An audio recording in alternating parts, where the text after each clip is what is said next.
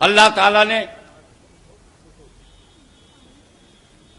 آج ہمیں یہ موقع عطا فرمایا ہے کہ اس کے محبوب کی بارگاہ میں خطب اودھ کی سرکار میں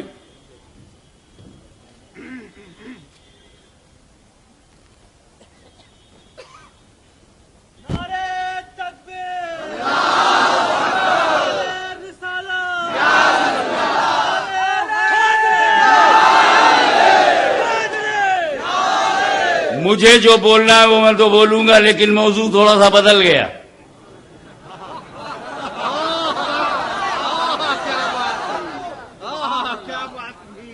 اور غالباً یہ ایک اللہ کے ولی کا غیبی اشارہ ہے۔ اپنے موضوع پہ میں آؤں گا۔ مجمع اپنا ہے، شہر اپنا ہے، سبجیکٹ اپنا ہے، ایمان اپنا ہے۔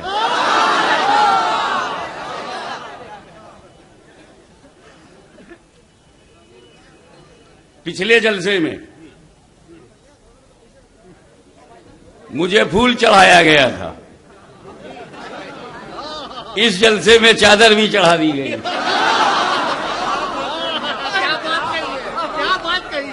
اب وہی لوگ شہر میں سنی ہیں جن پہ دونوں چڑھتے ہو، وہ کہاں سے سنی ہوں گے جو دونوں سے چڑھتے ہو؟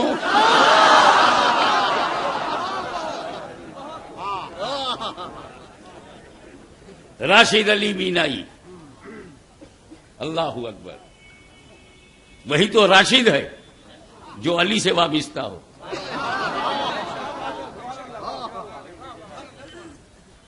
اور پھر مینائی نگاہ، چشتی رنگ، سنجری ڈھنگ، مدینے کی امنگ،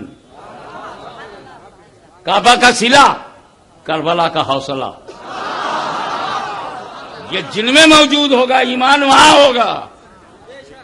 حضرات، پھول چڑھانے پہ جو وہ چڑھاتے ہیں اس پہ تقریر ہو چکی۔ پھول چڑھانے پر جو چڑھاتے ہیں اس پہ میں بول چکا، سی ڈی منگا لینا۔ اب چادر چڑھانے پہ کچھ بولوں گا۔ یہ مت سمجھنا کہ یہ جاہلوں کی جہالت ہے، یہ ایمان کی حلاوت ہے۔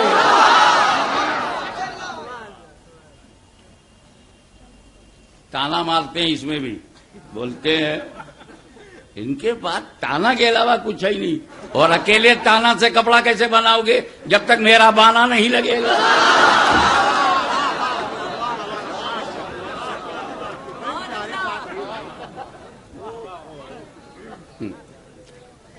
یہ بے وقوفی نہیں تو اور کیا ہے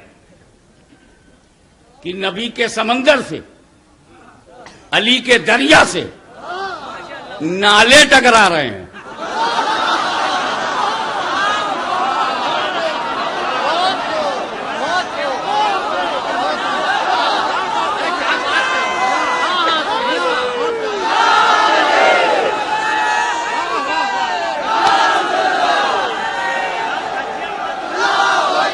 پہاڑ وہ ہے جو اٹل ہو، پہاڑ وہ ہے جو اٹل ہو،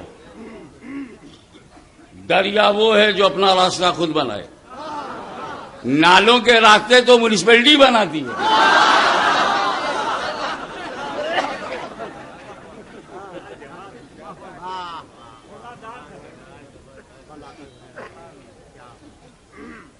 چڑھاتے ہیں مخدوم مینا کی مزار پہ تم نے چادر چڑھایا، ہاں تم نے شہدائے کربلا کی تربتوں پہ چڑھایا، ہاں غوث اعظم عبد القادر جیلانی کی مزار پہ چڑھا، ہاں غریب نواز کی قبر پہ کیوں چڑھاتے ہو چادر؟ تانا مارتے ہیں، سردی لگتی ہے کیا؟ ٹھنڈک لگتی ہے ان بزرگوں کو جو خلاف چڑھایا؟ اس بےہودگی کا میرے پاس دو جواب ہے، ایک عالمانہ جواب ہے، ایک جاہلانہ جواب ہے۔ کون سا جواب دوں؟ دونوں مجمع میں دونوں ہیں۔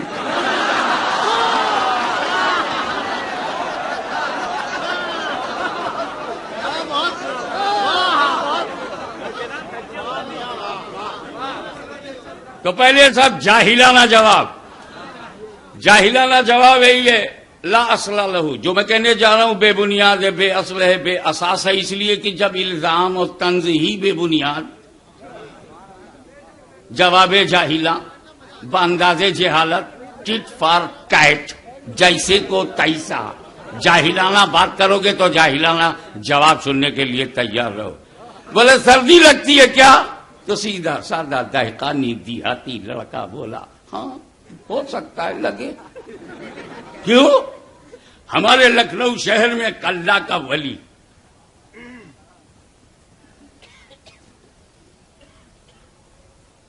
70 سال کی عمر میں انتقال ہوا. تو لکھنؤ کی 70 گرمی، 70 برسات اور 70 سردیوں کا اسے تجربہ تھا. لیکن جب قبر میں گیا، جنت کی کھڑکی کھلی، تازہ تازہ جنت کی ٹھنڈی ہوا، تو یہ پہلا موقع تھا. اس لیے ہم نے غلاف چڑھا دیا تاکہ.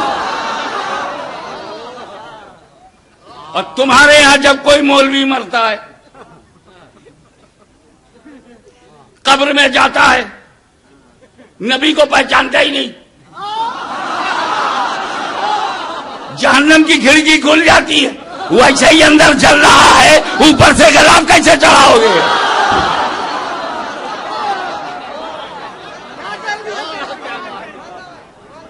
لیکن یہ بات بنیادی نہیں ہے. بنیادی بات جو میں کہنے جا رہا ہوں which is very academic and I would like to invite your full attention.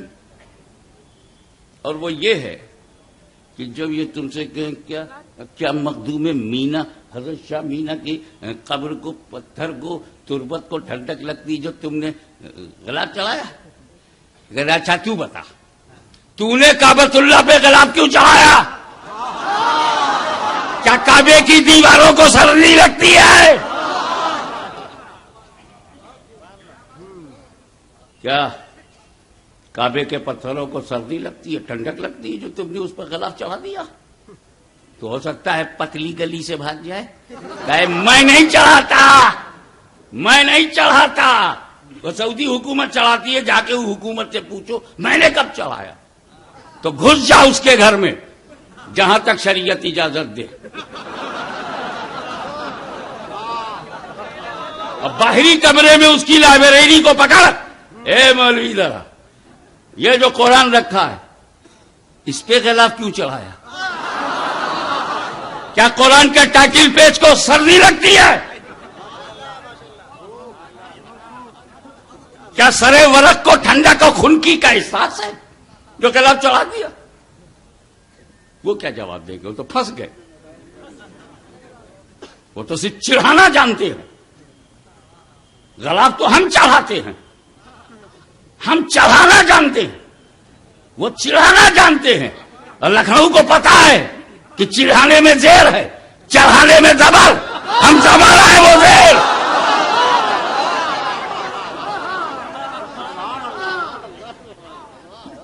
جب ہم چڑھاتے ہیں تو ہماری ماں بہنوں، ہمارے جو نوجوان بچوں، بزرگوں، ہماری ذمہ داری ہے کہ ہم بتائیں ہم کیوں چڑھاتے ہیں.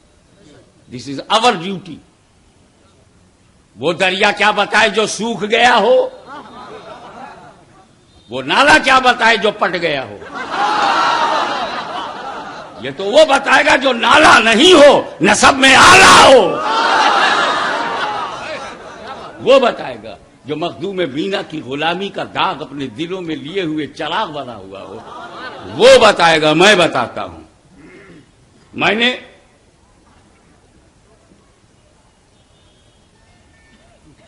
مولانا، میں نے سید ایوب اشرف صدر آل انڈیا محمدی مشن سے عرض کیا کہ آپ میری لائبریری میں چلے جائیے اور ڈسکوری آف انڈیا لے کے آ جائیے. ذرا کوٹیشن کی ضرورت ہے، ریٹن بائی جواہر لال نہرو. یہ میرے کتب خانے میں گئے اور 50 منٹ میں آئے لے کر کے. میں کہا ایوب اشرف صاحب you are post graduate M A LLB، اور 50 منٹ میں چھوٹی سی کتاب لے کے آئے. بولے میاں کیا کرتا آپ کی وہ کتابوں کا جنگل. میں جب آپ کی الماری میں گیا، لائبریری دیکھا، یہ دیکھا وہ دیکھا، ایک موٹی سی کتاب نکالی، پلٹ کے دیکھا داس کیپیٹل ہے، اندر گیا۔ ایک موٹی سی کتاب نکالی، پلٹ کر دیکھا constitution of India with commentary, اندر گیا۔ پھر ایک موٹی سی کتاب نکالی، پلٹ کے دیکھا شیکسپیئر کے ڈراماز کا کلیکشن ہے، اندر گیا۔ پھر ایک موٹی سی کتاب نکالی، پلٹ کر دیکھا ولیم ورڈسورتھ کی نیچرل پوئٹری پہ کمنٹری، اندر کیا۔ پھر ایک موٹی سی کتاب نکالی، پلٹ کر دیکھا جان کیٹس کے اوپر تھیسس ہے، اندر کیا۔ 40-45 منٹ یہی کرتا رہا۔ لاسٹ میں ایک کتاب ملی جو پلٹ کر کے دیکھا تو Discovery of India written by Jawahar Lal Nehru لے کے آ رہا ہوں۔ سید ایوب اشرف صاحب ایم.اے. LLB ایک انگریزی کی کتاب لانے میں 50 منٹ لگا دیے۔ تو میں نے کہا بھئی آپ کسی خانقاہی آدمی کو ڈھونڈنا چاہیے۔ میری نظر علی جناب راشد علی مینائی پہ پڑی، اور میں نے کہا بھیا اتنا بڑا جلسہ آپ نے کیا ہے، میری تقریر کروا رہے ہیں، مخدوم مینا آپ پر رحم فرمائے، آپ کے علم میں عمر میں برکت عطا ہو اور نیک کاموں میں برکت ہو، بڑا اچھا کیا، اب آپ چلے جائیے پلیز اور بخاری شریف لیتے آئیے۔ صحیح بخاری، یہ بھی 50 منٹ میں آئے۔ میں کہا یہ کیا ہو رہا ہے، سب 50 ہی ہے کیا؟ میں نے کہا بھائی مینائی صاحب یہ 50 منٹ کیسے لگے گا، کیا کرتا؟ الماری کھولا، موٹی سی کتاب نکالی، پلٹ کر دیکھا صحیح مسلم اندر کیا۔ پھر ایک موٹی سی کتاب نکالی، پلٹ کر دیکھا ابن ماجہ اندر کیا۔ پھر ایک موٹی سی کتاب نکالی، پلٹ کر دیکھا ابو داؤد اندر کیا۔ پھر ایک موٹی سی کتاب نکالی، پلٹ کر دیکھا موطا امام مالک کے اندر کیا۔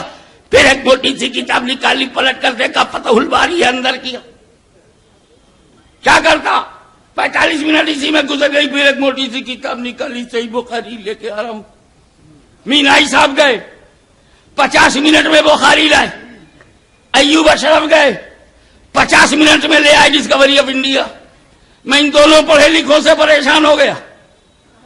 تو میرے گھر میں ایک ملازم تھا، کچھ آتا نہیں تھا، دستخط بھی نہیں کر سکتا تھا، جمن خان، اللہ مہربان، آ گیا جمن خان۔ کیا کر رہے تھے خان؟ بولے حضور ظہر کی نماز پڑھوا رہا۔ میں کہا وضو سے ہو؟ ہاں۔ اچھا سر جاؤ قرآن لے آؤ۔ اب میں کسی پڑھے لکھے کو نہیں بھیجوں گا۔ جمن خان گئے اور 5 منٹ میں لے کے آ گئے۔ 50 منٹ میں بخاری، 50 منٹ میں ڈسکوری آف انڈیا، اور 5 منٹ میں قرآن۔ میں نے بولا خان صاحب اتنی جلدی تم کیسے آ گئے؟ کہا حضور ان لوگوں کی طرح ہمیں الٹ پلٹ کے دیکھنا تھا نہیں، الماری کھولا، جہاں خلاف دیکھا لیے چلے گئے۔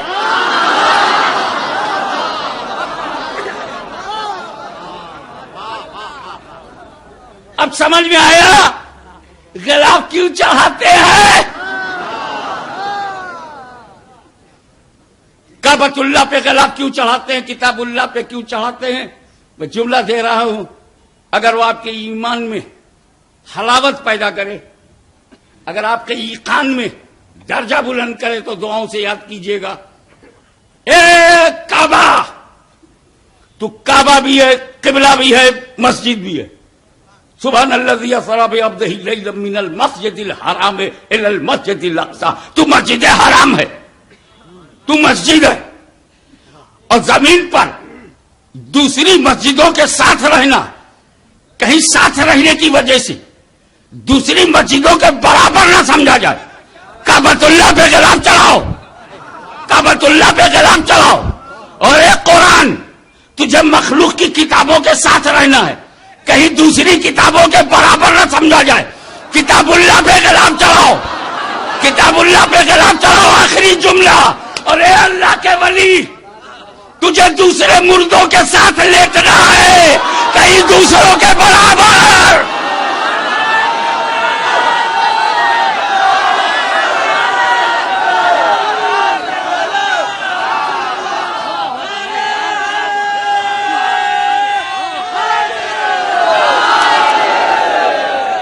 اے اللہ کے ولی، تجھے قبرستان میں دوسرے مردوں کے ساتھ لیٹنا ہے، کہیں دوسرے مردوں کے برابر نہ سمجھا جائے۔ ولی اللہ پہ چڑھا دو۔ ایک بات بولوں، کعبۃ اللہ پہ غلاف چڑھاؤ تب بھی وہ کعبۃ اللہ ہے، اور نہ چڑھاؤ تب بھی کعبۃ اللہ. صاف صاف بولوں، کتاب اللہ پہ غلاف چڑھاؤ تب بھی وہ کتاب اللہ ہے، اور نہ چڑھاؤ تب بھی وہ کتاب اللہ. ولی اللہ پہ غلاف چڑھاؤ تب بھی وہ ولی اللہ ہے، اور نہ چڑھاؤ تب بھی وہ ولی اللہ. کعبۃ اللہ کو غلاف کی ضرورت نہیں ہے، کتاب اللہ کو غلاف کی ضرورت نہیں ہے، ولی اللہ کو غلاف کی ضرورت نہیں. پھر کس کو ضرورت؟ کس کی؟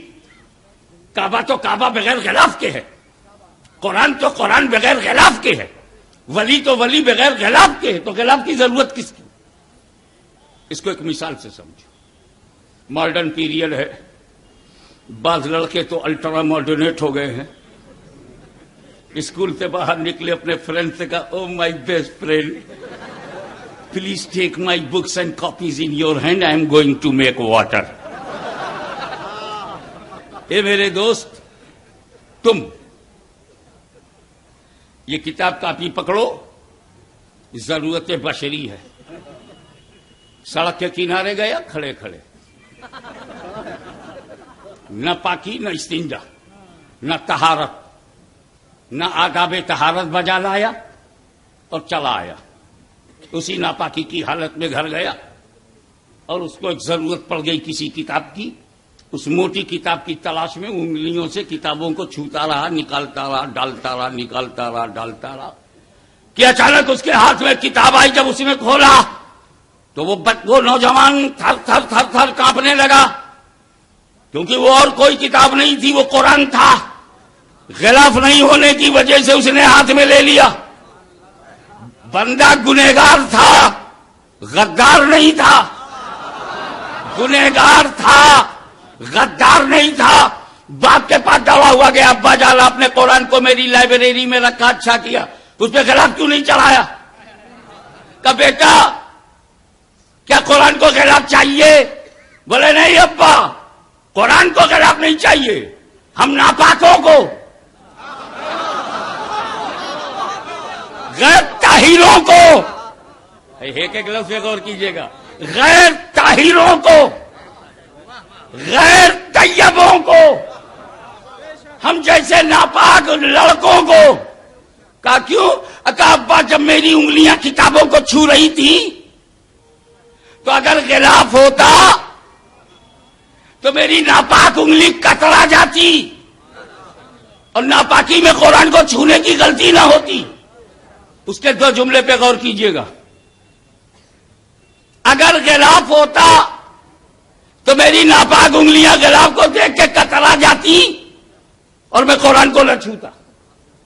ناپاک انگلیاں کترا جاتی، میں غلاف، اگر غلاف ہوتا تو اب غلاف ابا لگایا کیجئے تاکہ جو باوضو پاک ہو وہی چھوے، جو ناپاک ہو غلاف دیکھ کے کترا جائے.